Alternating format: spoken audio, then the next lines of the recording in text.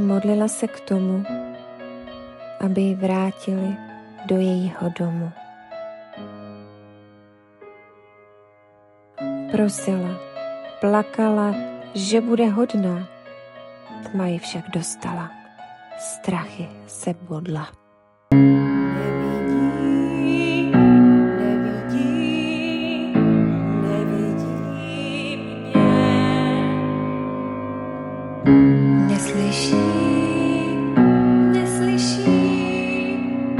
Neslyší mě. Tráva se zelená, kdo je tu pro mě?